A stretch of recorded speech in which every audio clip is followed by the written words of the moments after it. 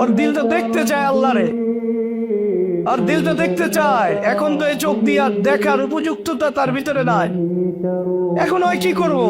নামাজের ভিতরে অবস্থা তৈরি করতে হবে, কান্নাকা তারা, আল্লাহকে দেখা দেখায়া আমি আল্লাহু আকবার বলতেছি। আল্লাহ দেখো তো, আমার আল্লাহু আকবার তোমাকে খুশি করার জন্য হইতেছে, আমার তাসবিহ তোমাকে খুশি করার জন্য অনুশীলন করতেছে। ওর দিলের যে স্বাদ, ওই স্বাদ মিটাইতেছে আমার এই চোখের শিথিলতা, আমার এই চোখের আনন্দ, আমার এই চোখের ভিতরে যদি কোনো কিছু থাকার উপযুক্ত হয়, কোনো কিছু ভালো লাগার উপযুক্ত হয়, তাহলে আল্লাহকে দেখার স্বাদ এই চোখের ভিতরে আসবে। এখন আল্লাহকে দেখা যায় না, বলে সান্ত্বনা। ওর প্রত্যেকটা ইবাদত ওই স্তরে নেওয়া যে তুমি আল্লাহকে দেখতেছো, এই স্তরে দিলে এই চোখ বন্ধ হইতে দেরি আরেক চোখ খুলে যাবে, যে চোখ দিয়ে আল্লাহকে যাবে ঠিক। এই যে আল্লাহ যে মুমিনের দিলের কথা বুঝে, আকাঙ্ক্ষার কথা বোঝে, বাসনার কথা বোঝে, আবার দোয়া শিখায় যায়।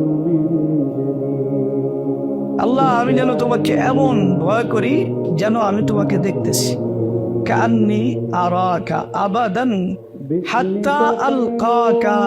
হে আল্লাহ, তোমার ভয় এ পর্যায়ে দাও, কান্নি আরাকা আবাদা, যেন সবসময় আমি আপনাকে দেখতেছি, হাত্তা আলকাকা, এই অবস্থায় একদিন সত্যি সত্যি আপনার সাথে সাক্ষাৎ।